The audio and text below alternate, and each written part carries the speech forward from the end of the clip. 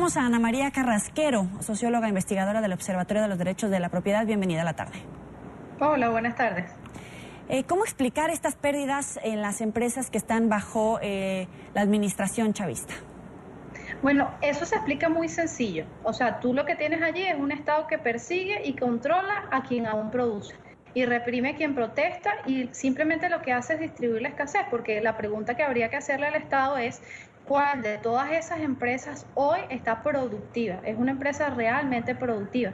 Entonces, básicamente lo que tienes es un Estado que pretendió meterse empresarios, pero hoy lo que está haciendo es simplemente redistribuir la escasez.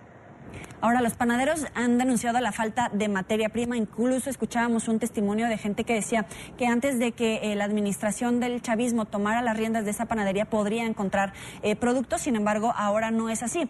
Y el gobierno está insistiendo en que todo esto se trata de una guerra económica. ¿A quién se le puede creer? Mira, nosotros desde el Observatorio de Derechos de Propiedad y pueden consultar nuestra página paisdepropietarios.org, pueden ver cuál es la cifra de... Nosotros nos hemos encargado de hacer un monitoreo de cómo es que se respetan o no los derechos de propiedad aquí en Venezuela, y tú encuentras que desde el 2005 hasta el 2016 se han hecho 131.357 actuaciones contrarias a los derechos de propiedad. Eso te da el panorama y te explica las consecuencias lógicas de lo que está ocurriendo. En el caso concreto de los panaderos, que sirve perfectamente para ilustrar la debacle económica que atraviesa el país como consecuencia de las políticas gubernamentales, tú lo que obtienes es que quien importa el trigo en Venezuela es el gobierno, y lo hace a través de la corporación Casa. De allí va a los molinos y luego a las panaderías. Entonces, si antes una panadería recibía, suponte tú, 300 sacos de harina, hoy recibe el 10%, recibe 30 sacos de harina. Entonces, ¿qué es lo que tiene que hacer con eso? Una especie de subsidio cruzado. Entonces, él se ve obligado, el panadero se ve obligado a dedicar un porcentaje de esa harina a producir pan canilla y otro a otro tipo de productos, porque además el panadero tiene que cumplir con sus obligaciones laborales, tiene una plantilla que depende de él. Y además no solo la harina está escasa la mantequilla, está escasa el azúcar, está escasa la leche. Entonces ahora se le ocurre la brillante idea, para que no hayan colas, de que el panadero tiene que dedicar el 90% de la harina a hacer pan. Y el problema aquí no es que no hayan colas en las panaderías. El problema aquí es que tienes un Estado que se ha encargado de destruir el aparato productivo nacional y le dice a los ciudadanos qué tienen que consumir, cómo lo tienen que consumir, y le dice a esas personas que valientemente han resistido los embates de estos casi 20 años qué es lo que tienen que producir y cómo lo tienen que producir.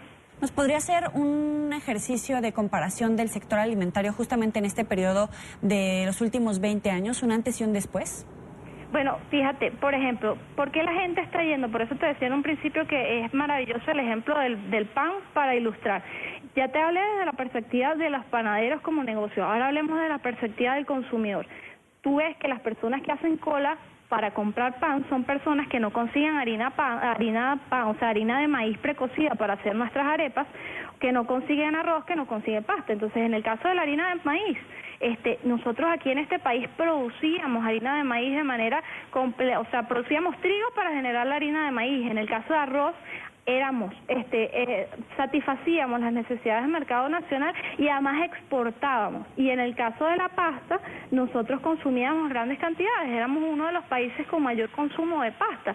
Y eso, cuando tú vas hoy, o sea, yo reto a cualquier funcionario público que se vaya conmigo a un supermercado y me diga que puede conseguir, como se conseguía antes de estos 20 años de la llamada revolución, harina de maíz, que se pueda conseguir arroz o que se pueda conseguir pasta. Entonces, eso lo que hace es que tú puedas decir, y eso es lo que estamos diciendo todas las organizaciones que nos encargamos de la protección y la defensa de los derechos, en mi caso del derecho de la propiedad, que lo que estamos frente a una emergencia humanitaria compleja, porque hoy lo que tú tienes es una escasez de alimentos y de medicinas, y tienes el hambre que azota a los más vulnerables. ¿Qué le puede decir en este momento a los panaderos y a todos los que viven de esa industria y que van a enfrentar próximamente un panorama parece nada favorable? Mira, quien hoy por hoy tenga un negocio y ese negocio está en pie es un valiente, y cada uno de los venezolanos que hoy estamos frente a esa situación tenemos que protestarlo, porque las personas que todavía generan empleo en este país, a pesar de las condiciones tan adversas, son unos héroes. Entonces yo lo que le diría a estas personas es que tenemos que seguir resistiendo y al mismo tiempo de manera pacífica hacerle frente a este horror y a este descalabro, y hay que seguirlo denunciando, porque esto más tarde o más temprano el gobierno tendrá que pagar por este desmadre en el que estamos sumidos. ¿Pero hay manera de defenderlo legalmente? Desde ¿Perdón? esa trinchera, ¿hay manera de defenderse legalmente desde esa trinchera, desde cuando uno es panadero, desde cuando uno trabaja en una panadería? Claro, el problema frente al cual estamos, y es la perversidad del sistema en el cual estamos sumidos gracias a las acciones de este gobierno, es: tú tienes la Constitución, y la Constitución protege, por ejemplo, el derecho a la propiedad en el artículo 115, pero te encuentras que el Estado es juez y parte, es decir, se paga y se da el vuelto al mismo tiempo. Entonces tú dices, bueno, quien está llamado a defender y a garantizar, en este caso el derecho a propiedad, es el Estado. Entonces tú lo que encuentras es una gran indefensión, porque los ciudadanos no tienen a quién acudir. O sea, tú te das cuenta que la persona que está vulnerando tus derechos es quien debería ser garante. Entonces el panorama en ese sentido es un poco desolador. Agradecemos a Ana María Carrasquero, socióloga investigadora del Observatorio de los Derechos de Propiedad. Muchas gracias por estar aquí con nosotros. A ustedes.